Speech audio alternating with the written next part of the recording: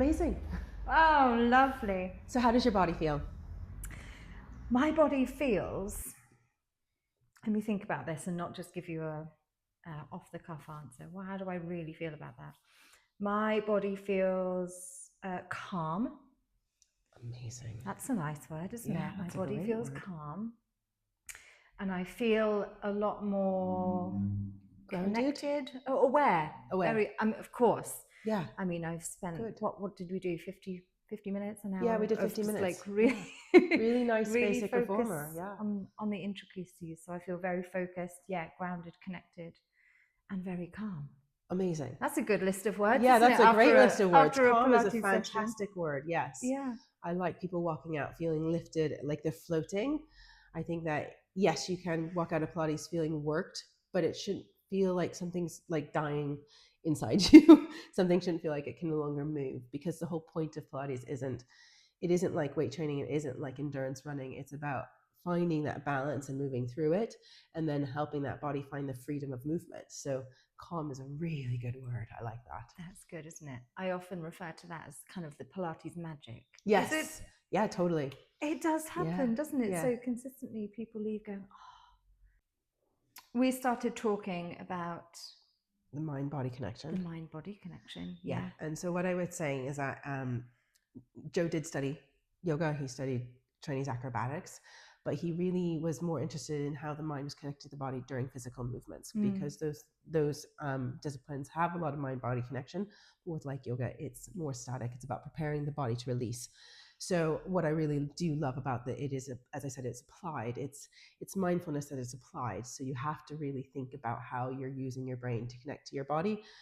Our movements are automated, so we have to really think about what we're doing, because those automations aren't ideal. We don't move well, we just move to not die. So that's what I said. Yeah. So it's moving to not die, and it's really thinking of, we move as efficiently as we can. So if you have really tight muscles, you use those muscles because they're accessible, but that might not be the best way for your body to move. There's no part of our body says, how do I move to the best way? How do I move the most efficiently is where we work. So Pilates brings that mental connection to our body and allows us to then start to move well. It's bringing that unconscious into the conscious. And that's why he called it contrology. It's the art of controlling how you move through your body rather than just throwing yourself around.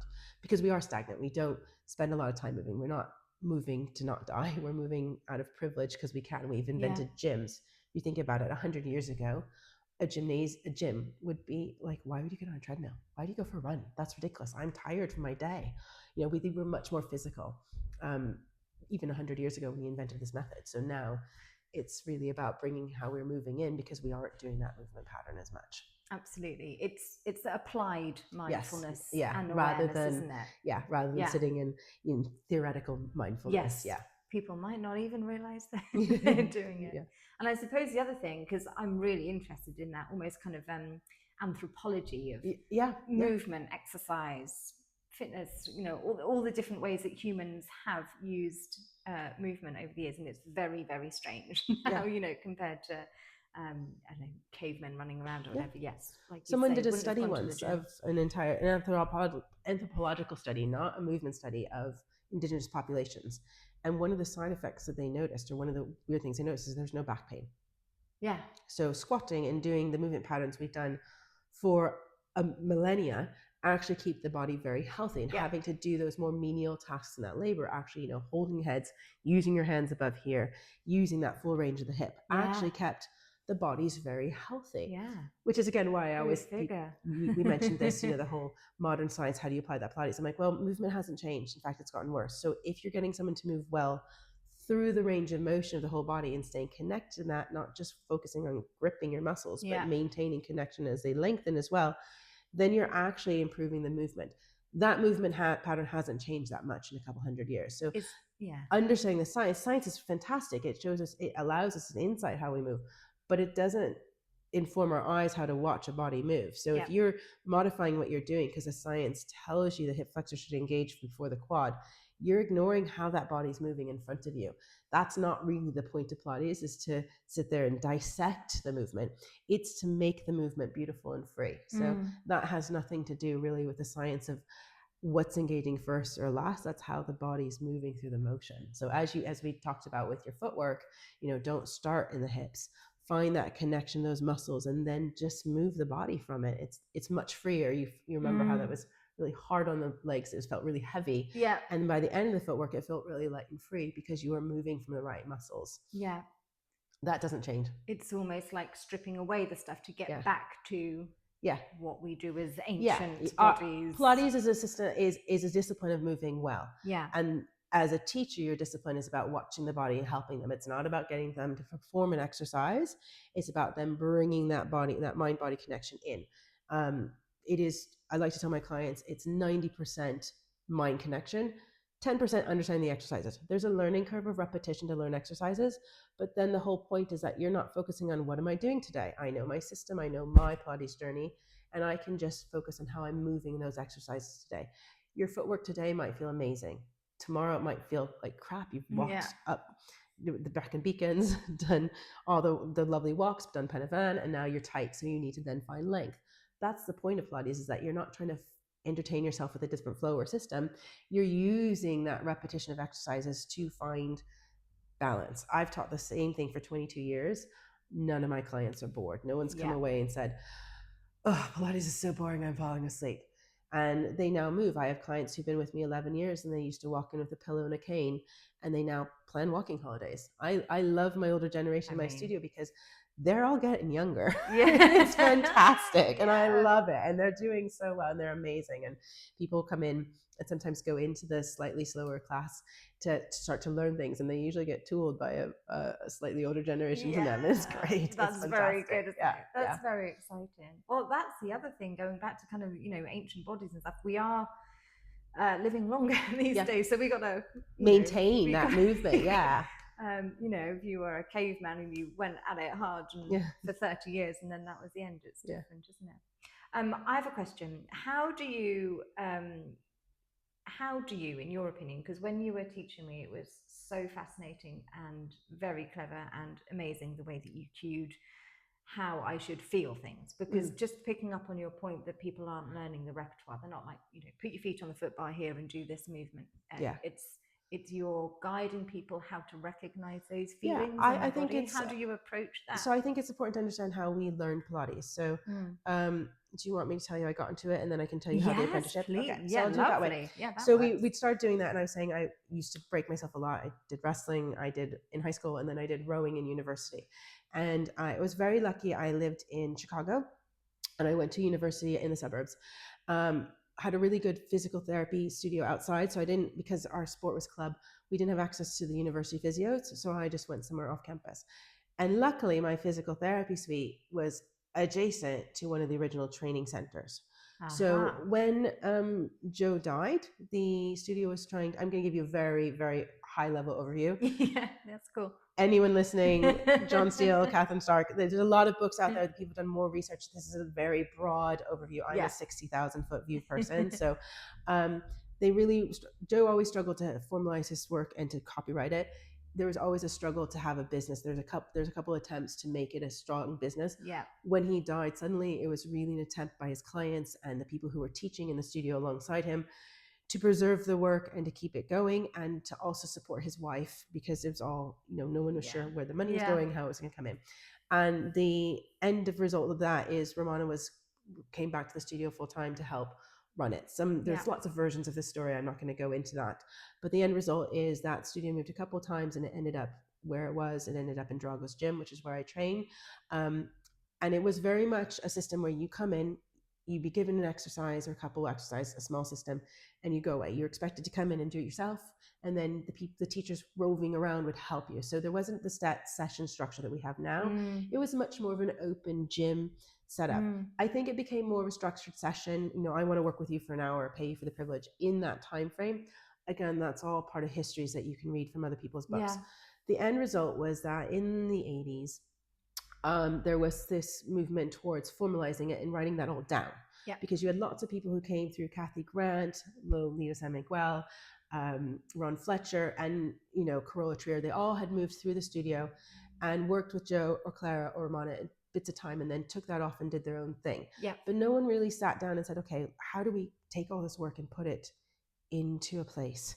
And so in the course of the relationship between Sean Gallagher and Romana, that happened where they made the teaching manual. There's a beautiful interview with Bob Leakins with that, who eventually left to start Power Pilates, and he speaks very highly of Romana. It's really a lovely interview. Oh, that's so nice. But she was charged with not, here's my version of Pilates. That's not what it was. It was, how do we take this and put it down somewhere? And it's kind of important to understand, because nobody else had done that. Everyone had said, okay, this is my version of Pilates, and this is what I learned from Joe. And they're very gracious about that. You watch the interviews of Kathy, and you watch them, the elders, as they call them.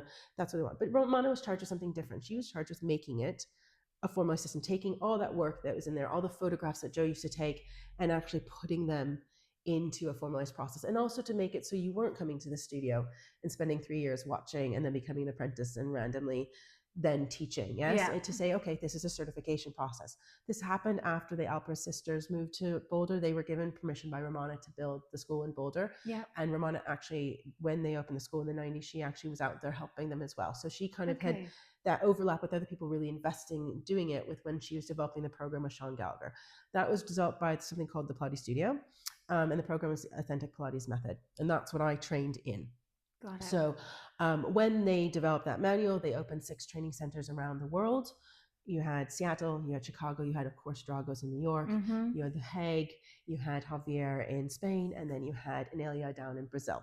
Cool. So yes, you had these beautiful centers everywhere. And I, here as a young college student, was stuck doing physical therapy at one of them.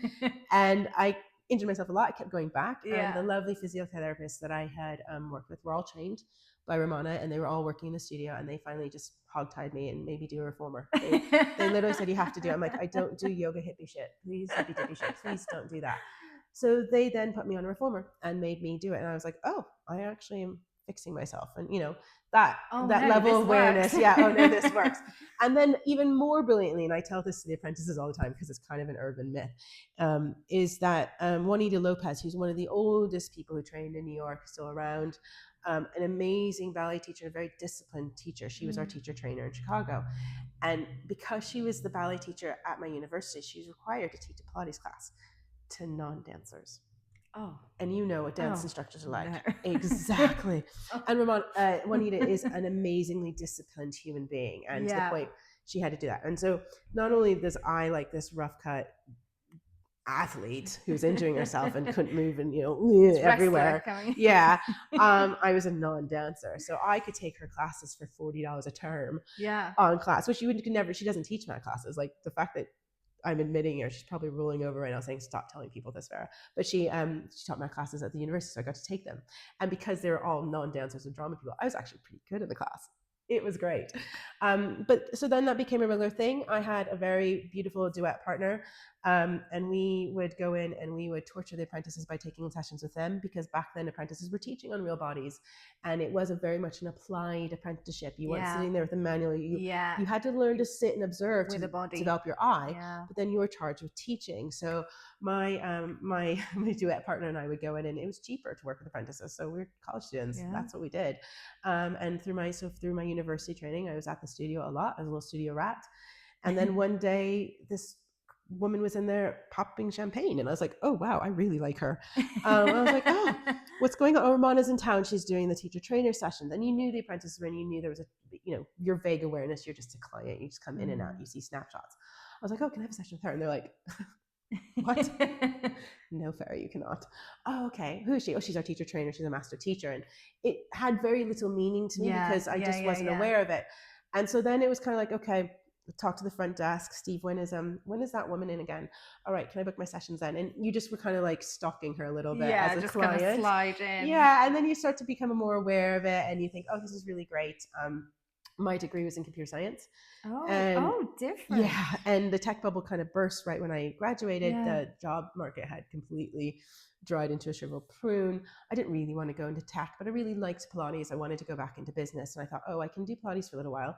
So I had been going so long that I knew everything. And in typical fashion, we had our assessment's very similar now than it was then. You had to show a working knowledge to what we consider the intermediate level. So when Romana formalized the program, it was like, how do you categorize these exercises so you kind of know where you're going? Because you can learn that after watching for 5 years, but how do you get that in that condensed period of trying to get someone to learn something? Kind of formalize so it. The basic, intermediate, advanced concept was developed. And these are the core exercises that teach you to your powerhouse. Your intermediate are the ones that teach you how to move with that powerhouse. Your advanced takes it to the full range.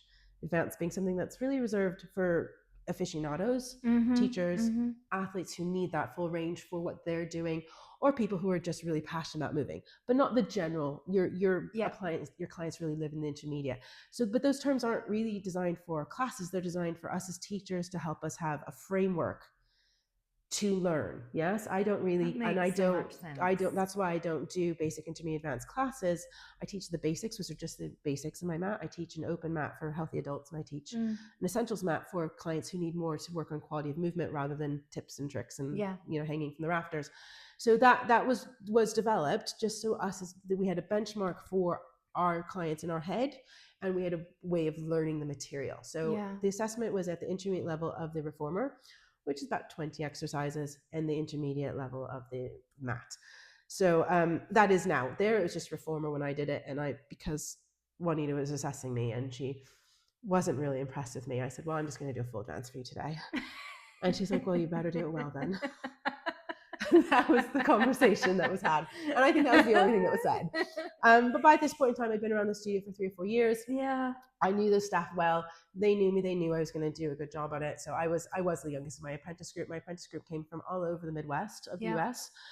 People traveled in. You had to find Pilates. There wasn't anything else. This concept that classical versus contemporary didn't actually exist. That kind of grew up a little bit afterwards, when there was a lawsuit. Sean had, in fairness to Sean, not a bad idea. How do we ring fence Pilates and protect it? The way he went about it probably wasn't the best. And the end result was that Pilates was labeled a generic term like yoga.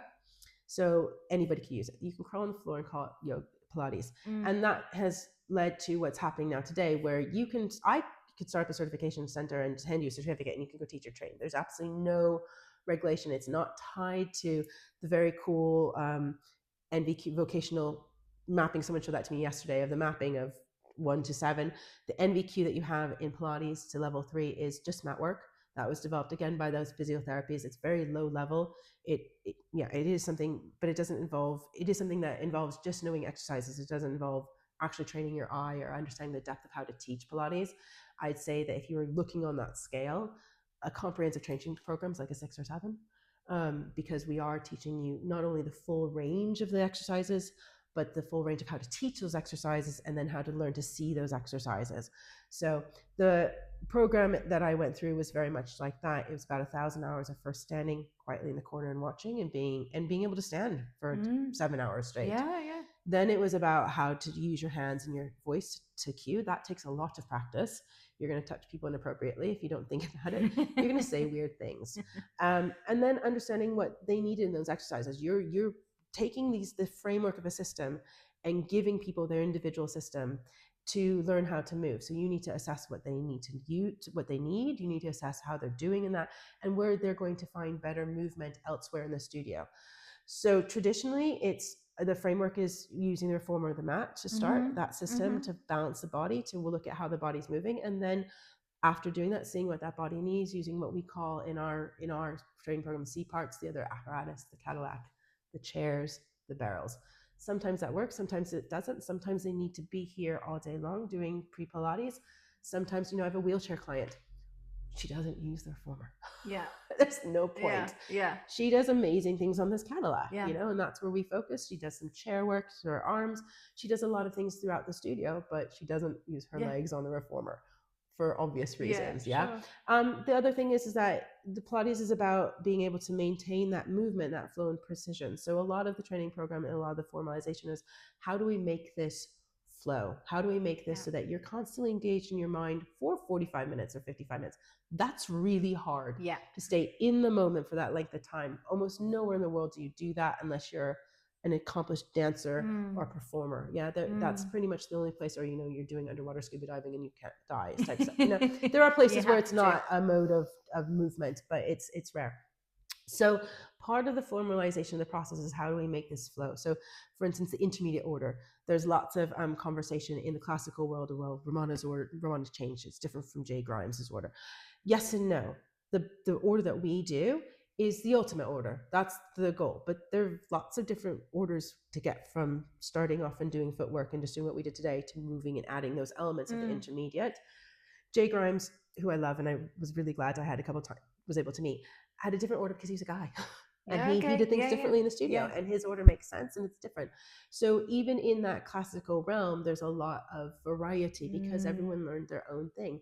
The balanced body boxes on the body on their machines are much higher than these. Yeah. Because they're based on Kathy Grant's reformer. Okay. Kathy Grant had legs for days. She needed a taller. Joe made her a taller box. Yeah. And it's almost that simple. But you don't need a taller box. That angle doesn't work for you. This angle's quite nice here for you on this box. And these variations have become kind of solidified and idolized. Exactly. We talk about the risers putting on the back of the reformer. There is a version that Joe did that had risers, but the reason being is because the bed was raised. So it still had the same angle. He was very clear about that, but it had risers. So people are like, oh, he had one with risers. And then people are like, but I want to do leg spring work. Well, if I had a riser, I get that angle change. Is it the same? No, because the spring's attached directly here. The spring's still underneath the carriage. You're still moving a carriage. Yeah. So what you do with leg springs on the Cadillac, very different than what you do here. You'll see a lot of side lying, on the reformer. Well, that's just difficult. Yeah, we do side leg kicks on the Cadillac. They're very advanced because you have to have a certain control. They come from the side kicks. If your side kicks are crap on the mat and you don't have spring resistance to help you deepen that, you're not going to do very well in that exercise. And you're going to be using the springs as resistance rather than helping you find the muscles as support or as Rebecca said the other day, to find your relation in space, which is really an interesting concept as well. So that's a nice way of putting it. Yeah, it's to help you find your relation in space. So, it is a very different concept to pushing and pulling and resistance. Yeah. Exactly. Yeah. So our apprentice, just to circle back, our apprenticeship was very much applied. Yeah. And you're doing movement and you're observing movement and you're learning how to help someone else move. If you make that textbook, it can't be applied. Yeah, you can't learn it. The way you learn anything is repetition. You learn it, you sleep, you storyline it. And storylining for us is applying. I tell this to my clients, I go, do your map tomorrow. See if you remember. See what you remember. Sleep again, relearn, be corrected on it. Sleep, do that again. And then after the third sleep, that's long-term memory. This is not me. This is science. I was lucky enough that my high school, they actually developed as a program and applied it across all disciplines. Yeah. It's very effective. Very clever researchers developed it. Not me. This is not me at all. But that's what you need to do. So repetition is very important and consistency is very important. Yeah. I get apprentices coming from other training programs and they want to work with me. And I say, listen, that's great. But you're learning the bones of a dog. I'm teaching the bones of a cat. Yeah. So you're going to have, you stick with what you know because you need to learn how to teach what you're being taught. Yeah. It may not be what I know as the Pilates system, but that doesn't matter. Now, then you have the conversation of, okay, well, we're learning something new. We have tons and tons in our apprentices in London of bridgers, people who have done programs, modularized programs especially, and they realize that it's not quite the knowledge base. They're still searching. Yeah. And what I find fascinating about that, is that I've never searched. I came over here and I was really curious as to what was being taught here. It's so different. I talked to a lot of mat teachers in the area. I tried really hard to understand that. There's a Stott woman in the area. I've tried to understand what she teaches. And I've never felt like those things gave me more to what I already knew. Yeah. They gave me an alternative, more sciencey, more individualized approach. Stott in particular, their program is their methodology and what they offer has changed so dramatically since when I was a Pilates baby, and now it really is dictated by commercial, whatever the trend is. So you'll see the weights on, you'll see Ed Sheeran in the weights and stuff like that on the reformer, but none of that has anything to do with the original methodology or what Pilates is. Is there space for it? Is there space for gym reformer? Totally. People need to move. But is it the same effect as original Pilates? Is the system and the movement? Do you still get that long-term benefit? Do you get that feeling of freedom? No, you most likely will get that feeling you have from a gym. So then the competition for gym reformer is the next exercise class. And what was it? TRX 5 years ago, 10 years ago? We had the same thing in the 2000s when that lawsuit ended. Everyone started doing Pilates, and then it was like, how do I differentiate myself? So a lot of the marketing became contemporary Pilates being, well, classical Pilates is bad. So people be like, why haven't you evolved? I'm like, but why do I need to evolve? And lots of anti-marketing against it to promote something that wasn't classical, to move it forward, or however you want to put it. Yeah, quash that so that we and that's just development of that's commercialization of a product. Yeah. So in the noughties, it was mat classes everywhere. You had some contemporary studios. The difference, and this is touching on a question you asked me, you put in the notes, was back then this equipment was still expensive and hard to come by. Back then, no one would ever put 4 people on the reformer, let alone 8. Like that was incredibly dangerous, and people are like, well, they're going to fall off. Like you're just going to have lawsuits. Yoga was going through a huge trend of lawsuits. People were very conscious of being safe in exercise. So mat became the thing, and that's where we went. And then you had the rise of mat certifications because that's what people were teaching. What changed was a couple of things. One, Club Pilates in the US, which happened about 10, 15 years ago, which built these big mega reformers. They call them mega reformers. They're a combination of the reformer and the chair. They're huge. Yeah. And that determination to bring Pilates into that mass group class system. Then, so you then had that, and then you had cheap knockoffs from China, much more affordable equipment. Balanced Body jumped on that bandwagon with all the folding ones and the lines. Lesser material, lesser durability, but you could have it at home. QVC did their work. Yeah, I mean, Aldi's launching a reformer now. I know, honestly. I saw it online I was yesterday. like, okay. Like, it's like 150 quid or something. Yeah. I saw a really funny comment that someone said, oh, I thought it was a mouse track. Yeah, exactly, because of the way it folds. But so so that's all launched. And then the other part of that is social media. Well, there's 2 other parts. One, we went into lockdown, and to stay connected, we all developed this platform of Zoom and doing things online. And that, I mean, that didn't exist 6 years ago. Yeah. So, and then people were like, oh, well, I can work out with my teachers in New York. I can work out on this. I don't need to just go to the local person. I can work out with all these amazing master teachers around the world because they're doing Zoom. The problem with Zoom is that it's 2-dimensional. So, and as a local teacher will tell you, you can't see the bracing necessarily. You can develop pelvic floor issues doing that because no one's physically looking at how you're moving and seeing you 4-dimensionally. Now, if I know a body, I know what that body's going to do, so I can infer that. But if I've never seen you, I have no idea what is going on inside. And you could feel the difference when you work deeply inside. It's very hard to see that on a screen, especially in the depth that we normally use a Zoom class from. The camera's not focused on your stomach, is it? So that unfortunately has driven people to think that they can do Pilates and they're not getting the same level in the same depth to it. The third thing is social media. The influence of social media is something that the entire world is grappling with in every industry, because people will be trending for no reason. So 90% of what you see, 99% of what you see on Instagram has nothing to do with original methodology. It's all tips and tricks. Or people going, I'm doing an archival move. But are they doing it well? Do they understand where that archival advanced move comes from the basic? No. So there's a lot out there. But then the fourth thing that's coming in is AI. And AI pulls from that generic, and that pushes that generic up to the top. So finding it, if you ask a specific question in depth, you'll get to the real things. But if you use generic terms like what is Pilates, you're going to get what the crap on Instagram says, and the base of it. So you have all these things pushing you away from the original methodology, which is interesting. And that's not those last 3 are things we didn't have 20 years ago. And you could never anticipate that even 5 years ago, you'd have reformer studios everywhere, because they didn't exist. So people are like, oh, I'm doing Pilates. It's a time-honored methodology. I'm like, you're doing something that didn't exist 5 years ago.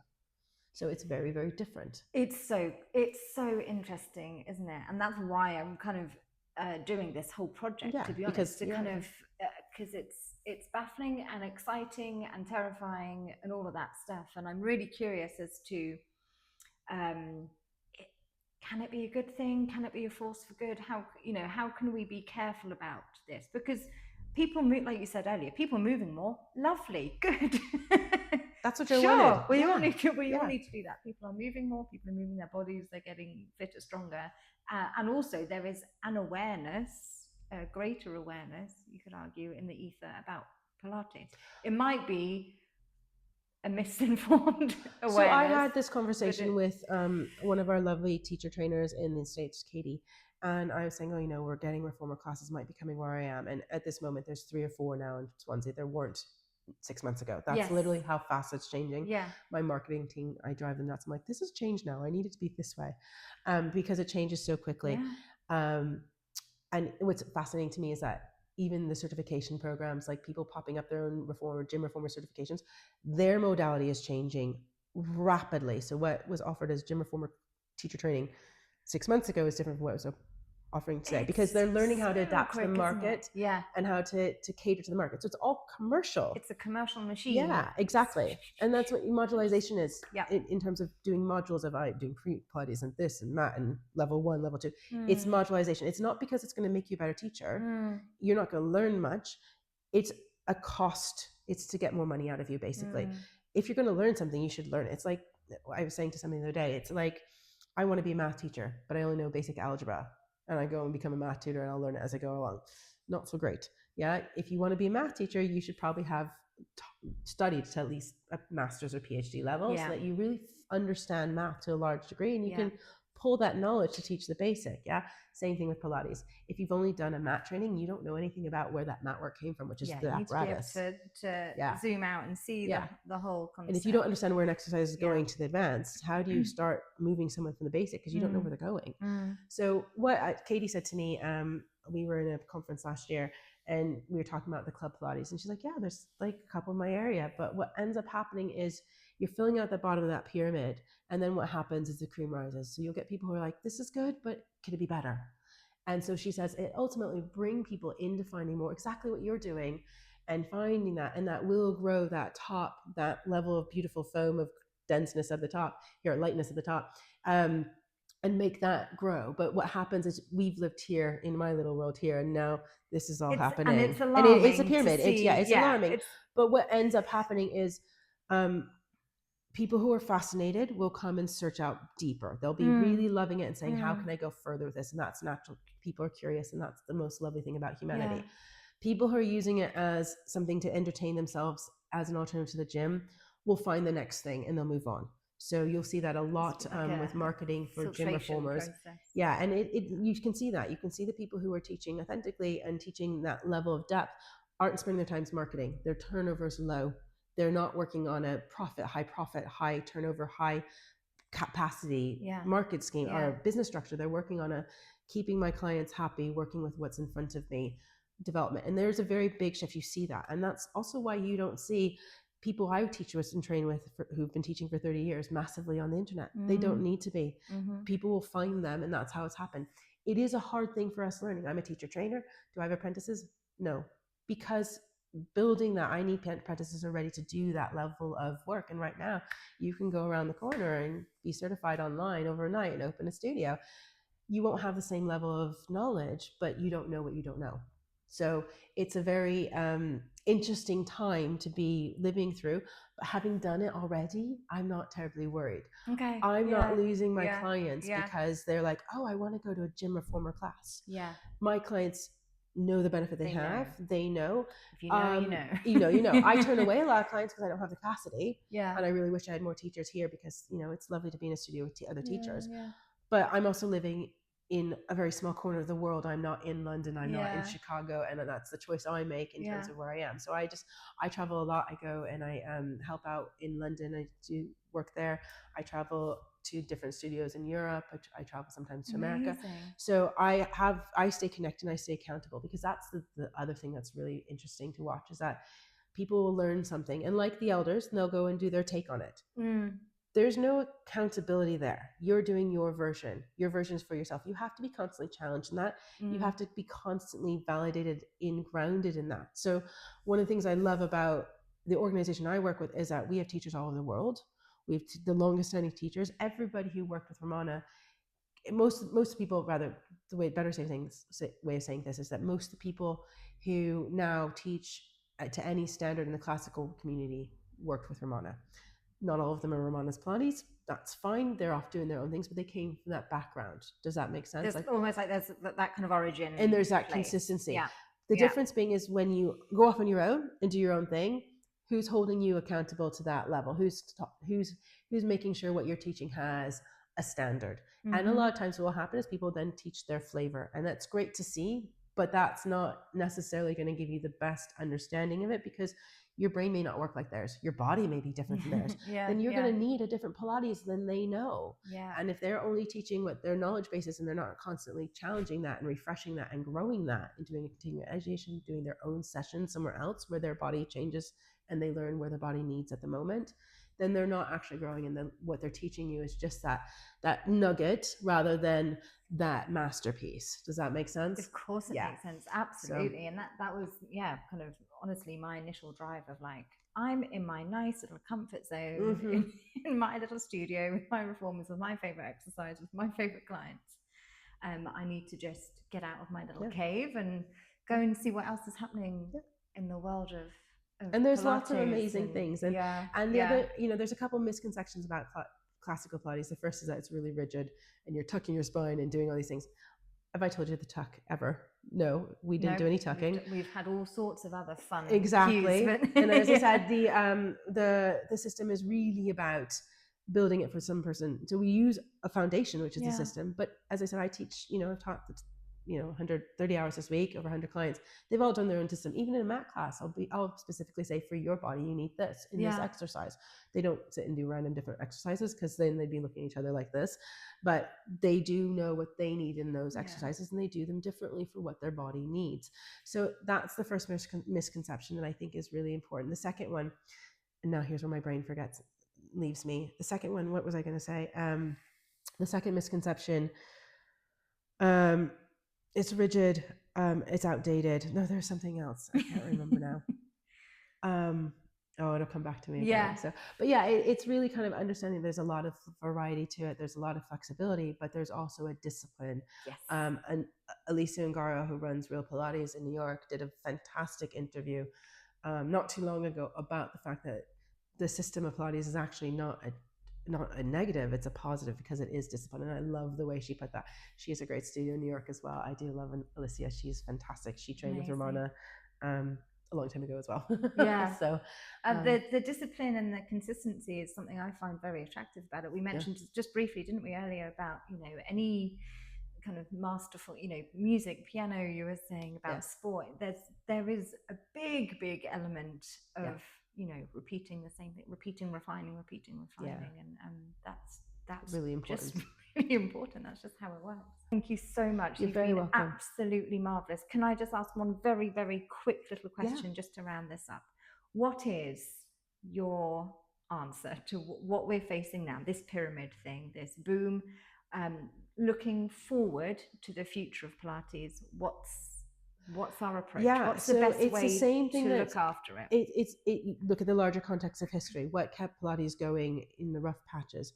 Stay true to what you know. If you find that you don't feel fully fulfilled in what you're teaching, train more. I don't sit here in a bubble and teach in Swansea. I will be going to my continuing education in Vienna. We talk very much about how to continue to formalize and make this work as pure as possible.